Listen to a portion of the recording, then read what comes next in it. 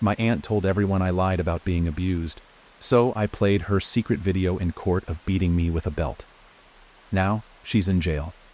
The courtroom was thick with the kind of silence that only swells after the unspeakable has been spoken aloud. No one dared to move. Not the judge with his half-lowered glasses pinched at the edge of his nose. Not the jurors frozen like mannequins in woolen blazers. Not the cousins and aunts who once turned their backs on me, their carefully curled hair unraveling like their certainty. Their belief in her had been ironclad, forged in decades of performative benevolence and charismatic deception. But it was all unraveling now, not because of what I said. No, because of what they heard. I sat there, hands clasped in my lap, the edges of my fingernails sharp from weeks of chewing. I didn't cry. I didn't need to. The video was doing all the work for me. There she was on the screen, my aunt, Diane, the woman they once praised as a savior, a martyr who took in a child out of pity and love. Her voice filled the room now, venomous, raw, stripped of its Sunday school polish and motherly cadence.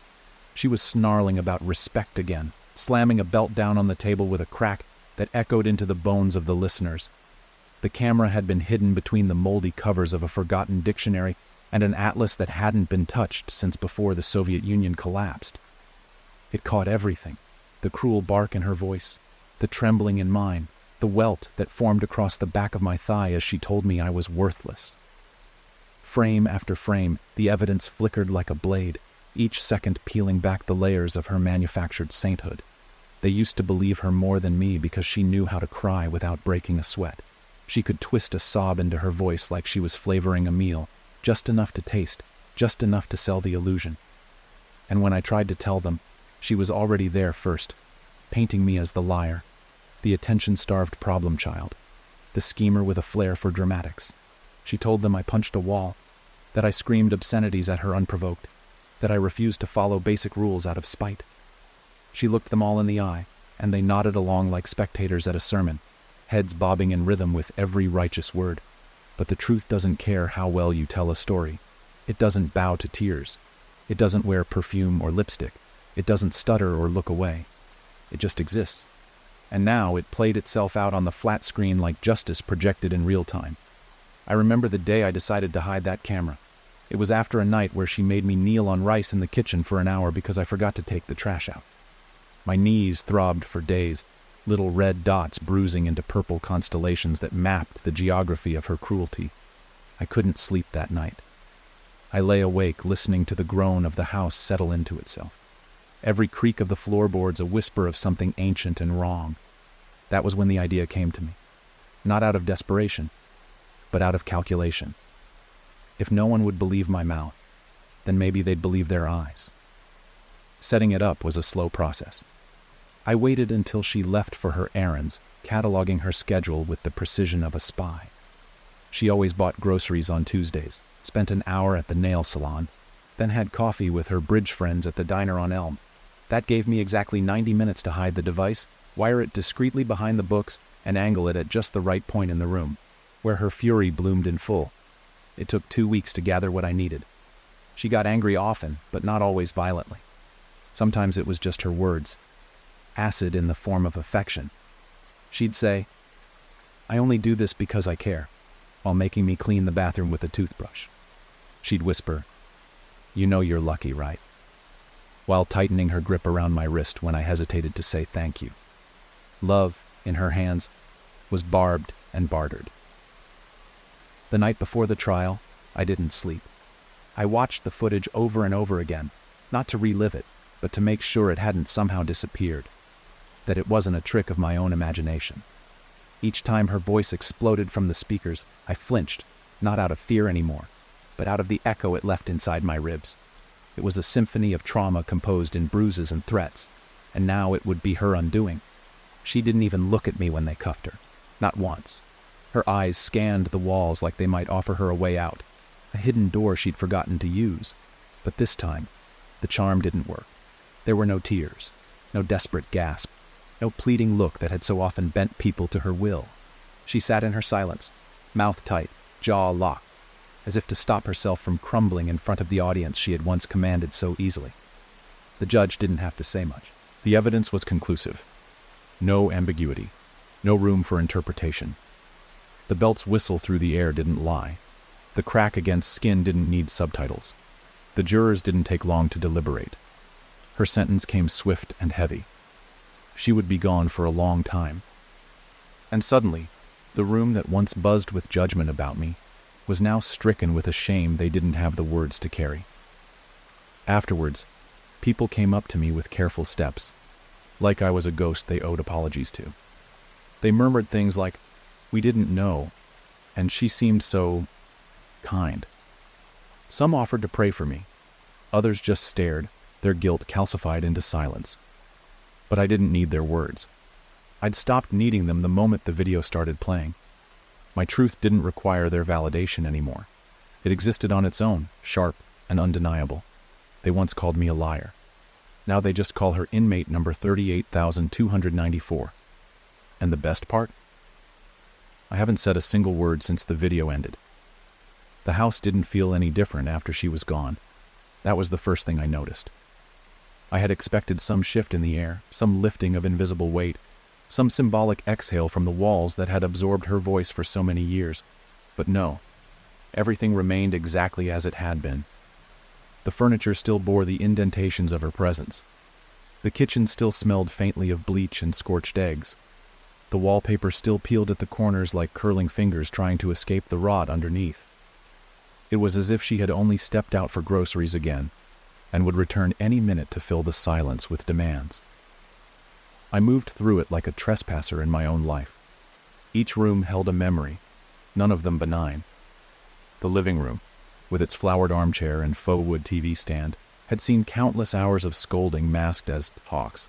The hallway, narrow and dim even in daylight, had been a gauntlet I tiptoed through during her moods. And my bedroom, my so-called sanctuary, was nothing but a cell with pastel bedsheets and a closet that swallowed my sobs when I tried to cry quietly into a pillow. Now it was all mine, and I didn't know what to do with it. They had offered to place me somewhere else, with extended family or a group home, or even temporary foster care until I could legally get out on my own. But I refused. Not out of stubbornness, not out of defiance, but because I needed to face what remained. I needed to know I wasn't afraid of the walls anymore. I needed to walk from one end of the house to the other without bracing myself for the sudden slam of a door, the sharp clack of her heels approaching, the unmistakable cadence of her wrath. I lived among ghosts, not spirits of the dead, but echoes of the living. Her laughter, her commands, her punishments, all looped in the stale air like a damaged record. I began cleaning, not as a chore but as a purge. I scrubbed until my fingertips felt raw, tearing open drawers she had always kept locked, discovering the meticulous ledger she kept of every dollar she spent on my behalf. Each entry was a small accusation dressed in ink. School shoes, $27.50, ungrateful, doesn't say thank you. Or lunch money again, $15, still complains about food. It wasn't budgeting. It was weaponized accounting. I found letters she had written but never sent, drafts of messages to my school counselors and family members, rehearsed tales of my supposed outbursts, pages detailing how she had tried everything and feared for her safety. She had been preparing for my rebellion long before I even knew I had the right to rebel. Her cruelty wasn't spontaneous, it was strategic. The phone calls started 3 days after the verdict. Some were brief, heavy with awkward sympathy. Others lingered too long, thick with guilt disguised as curiosity. My cousin Lydia, always the first to take Diane's side, left a voicemail that said, "I had no idea it was that bad. If I'd known, I would have done something." I deleted it without replying. Because she did know. Maybe not the extent. Maybe not the belt or the rice or the way Diane would whisper insults like lullabies. But she had seen the bruises once during a family barbecue. I remember catching her eyes on them, the pale marks on my forearm that looked too deliberate to be accidental. She looked away then, and she never asked. Others weren't so kind. A few insisted I had gone too far, that airing family issues in public was disrespectful, that jail was too extreme. They wanted me to feel ashamed for exposing her. They didn't understand the difference between vengeance and truth. This wasn't about revenge. This was about survival. This was about making sure she could never do it to someone else, because I wasn't the first. It started with a letter, an envelope with no return address, postmarked 2 towns over. Inside, a piece of notebook paper, handwriting shaky but deliberate. No greeting, Just a line. I lived with her when I was 11. I still dream about her voice. That was all. No signature. But it made something click. Made the silence around Diane's past feel less like mystery and more like cover-up. I began digging. In old yearbooks, I found her listed as a temporary guardian for 2 other children. Neither stayed longer than a year. I reached out to one through social media, half expecting to be ignored. But the reply came the next morning. She confirmed it all. Not just the discipline, but the way Diane convinced people it was for the child's own good. How she wore her goodness like a badge, and how anyone who questioned it got cut off. She hadn't gone to court. She hadn't had a camera, but she'd never forgotten. And now, hearing that Diane was finally held accountable, it gave her something. Closure, maybe, or vindication. That was when I realized something else. This wasn't just my story. She had always curated her image with care. The strong aunt, the sacrificial guardian, the woman who gave up everything to raise someone else's child. But her kindness was a transaction. Her rules were riddled with traps. Her smiles were contracts she never let you read before signing. And when you didn't play your part, when you resisted or faltered, or simply grew old enough to question, she turned the full force of her disapproval on you. Not in the open, where others could see, but behind closed doors, in kitchens and bedrooms and car rides where no one was watching. Until I made someone watch. Now, I walk through the house differently. I no longer flinch at shadows or jump when the floor creaks under my feet. I keep the camera, not hidden anymore, but on my desk, a silent witness that needs no further explanation. It's not recording now. It doesn't have to. Its job is done. But I leave it there as a reminder. There is no going back to what things were. There is no reset button for belief betrayed, for scars worn like invisible armor. But there is forward. There is truth. There is the unraveling of a legacy built on deception. And the house? It's finally beginning to breathe. It ended the way fire ends. Not with the last flicker of flame, but with the smoke that lingers long after the blaze has swallowed everything. No more shouting. No more slamming doors. No more carefully rehearsed performances meant to draw pity and admiration. Just quiet. The kind that didn't demand explanation or apology. The kind that settled into the bones and didn't itch. 6 months had passed since the courtroom fell silent under the weight of my aunt's voice caught on tape. 6 months since she was let out in cuffs, her eyes hollow, her mouth stitched shut by the sudden absence of control. She hadn't tried to contact me. No letters. No calls. Not a whisper from the concrete box they'd buried her in. The woman who once could not stop inserting herself into every facet of my life, my meals, my clothes, my sleep, even the way I breathed, was finally out of reach, out of power. I sometimes wondered if she sat in her cell picturing the house the way she left it, believing her furniture remained untouched, her rules still in place like invisible tape marking where I could and couldn't step. If she imagined me wandering through her curated shrine of discipline, somehow missing her, wishing for the rhythm of her command. She wouldn't recognize the place now. The walls were a new shade, muted blue, calm and distant from the bone-white sterility she insisted upon. Her china hutch was gone, sold for barely $50 to a man who asked no questions. The armchair where she held her daily sessions of judgment had been dragged out to the curb. Someone had taken it before the trash collectors came. I didn't care who. Let it haunt someone else. The only item I kept was the dictionary that had hidden the camera. It stayed on the highest shelf, spine cracked, pages warped from age. A relic, a reminder. In her absence, life became a slow process of reassembly. The kind of rebuilding that doesn't happen with hammers and nails, but in invisible layers, decisions made freely, routines untethered from fear, quiet evenings that didn't end with a list of failings read like scripture. I started college classes online, unsure of what future I wanted, but certain it would be mine to choose. I planted herbs by the kitchen window, where she once made me stand for hours holding a book above my head if I spoke out of turn. Now the same light that once blinded me in punishment grew basil and thyme in cracked ceramic pots. She had taken so much from me, but she had not taken everything, and what remained was enough to build from. I didn't speak about her unless asked. I didn't parade my pain for applause. Some people expected me to be angry all the time, like justice had somehow failed because I wasn't breathing fire. But rage burns fast, and once it's done, You're left with either ruin or space. I chose space. The letters from others who had once lived under her roof continued to come. Some signed, others anonymous. All of them stories wrapped in variations of the same themes. Control, humiliation, manipulation masked as love. I compiled them in a folder. Not for revenge, not for future trials, but for truth. Each voice joined a quiet choir of acknowledgement. Proof that her cruelty wasn't an anomaly but a pattern. A method perfected over years, wielded behind smiles and polite dinners and well-pressed clothes.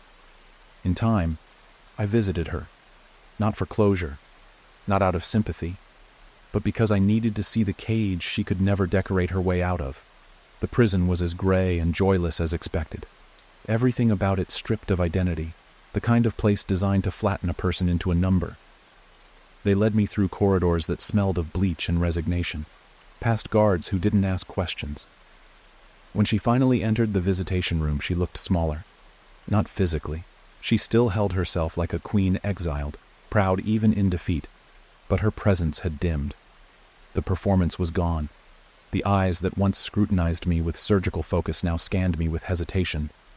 She didn't know what version of me she was facing. I said nothing at first. Let the silence stretch. She was the one who broke it. "You set me up," she said.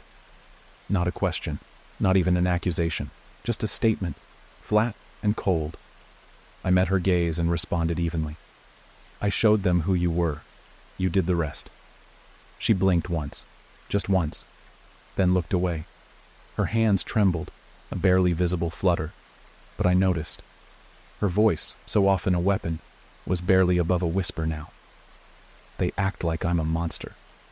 "You acted like a savior," I replied, "but you were the one hurting people." She looked up then, and I didn't see power.